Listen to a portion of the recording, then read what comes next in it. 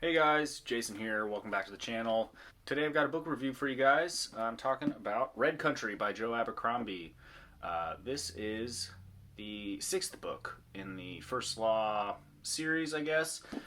It's considered a standalone novel, but I highly recommend that you read all of the books in the order that they were published. Like, there's some stuff in this book that if you haven't read the previous novels, you won't get the full context, because there's characters in this that are from previous novels.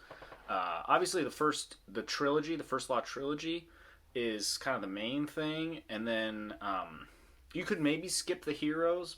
There's not a ton of crossover with that one, but I do think that you need to read Best Served Cold for sure, because there's a character from that makes an appearance in this story, and without reading Best Served Cold, like I said, you'd kind of lose some of the context, and not only that, but it would maybe spoil one reveal from Best Served Cold if you read this book before you read that one. So just read them in order. They're all really, really great.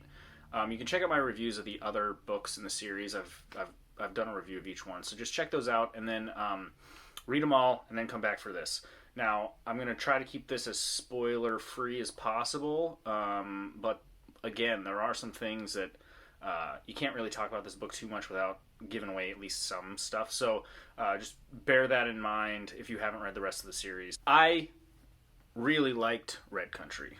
A lot of people don't like it, and I think I'm like a sucker for a Western, like a good Western, and this is kind of Joe Abercrombie's take on a Western set in the First Law.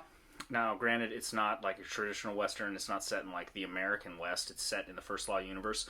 But it feels like that. It's very like we're on like the frontier, and there's like wagon trains going west in search of gold. There's like a gold rush going on. And, there's like natives.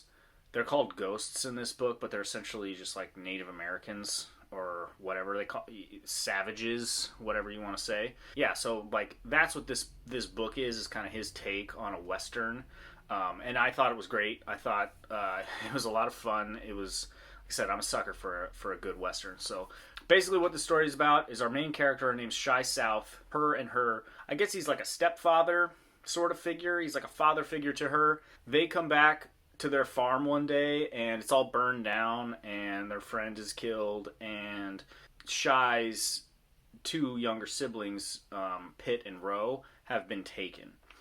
And so her and this father figure that she's got, his name is Lamb, go in search of them. So they like go try to find them. They follow the kidnappers for a while, and then they end up meeting up with this wagon train that's going out west to the far country. There's the near country, which is kind of sort of settled, kind of frontier area, and then further west is the far country where presumably there's they've struck gold, so like people are just going out there to try to make it rich, and that's the basic setup. They are looking for the children.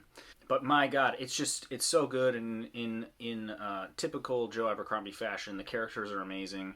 It's bloody and violent and just grim, and you meet up with some other characters along the way that some of them you'll recognize, some of them are new characters. Nakoma Kostka makes an appearance, and he's one of my favorite characters from the earlier books. Carl Shivers shows up briefly in the beginning, well, kind of in the first 100 pages or so, and then he also makes he's kind of talked about throughout the book, and then he also kind of shows up at the end, which is really, really cool. I love Carl Shivers. I almost think of like the three standalone novels as like the Carl Shivers trilogy, sort of.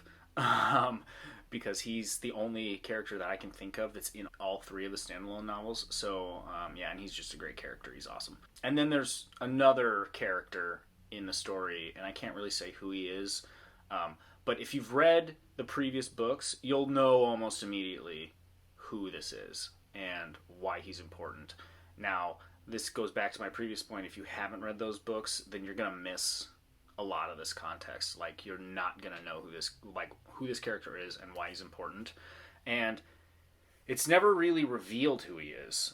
I think Joe Abercrombie just assumed that if you're reading this book that you've probably read the previous novels and that you would know who he was. So you don't really find out.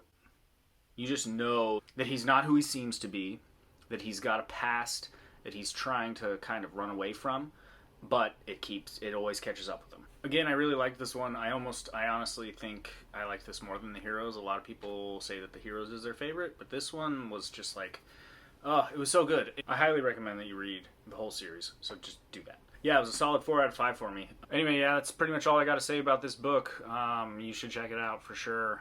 I am continuing with my First Law read through. I'm like halfway through A Little Hatred right now, which I'm loving. So I will, once I finish that, I will get a review out for that as well.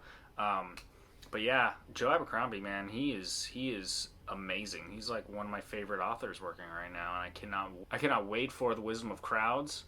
I haven't even read A Trouble with Peace yet, but I know it's going to be freaking awesome just because, I mean, A Little Hatred is setting it up to be so, so good. So I'm going to read that right away, and then I'll be all caught up. And then, you know, when Wisdom of Crowds comes out in September, I'll be ready to go. I'm going to read that right away. I cannot wait for that book. So if you like what I do here, you know, talking about horror books and fantasy books and just, you know, whatever I'm reading at the time, you know, please like and subscribe, you know, leave me a comment, whatever. Let me know what you thought of this book. Like I said, a lot of people don't like this one as much because it feels a little different. I really enjoyed it. I thought it was really awesome. So just like, if you guys agree or disagree, whatever, just let me know in the comments. We can chit-chat about it. So yeah, that's all I got. Thanks for watching. I'll see you guys next time. Peace.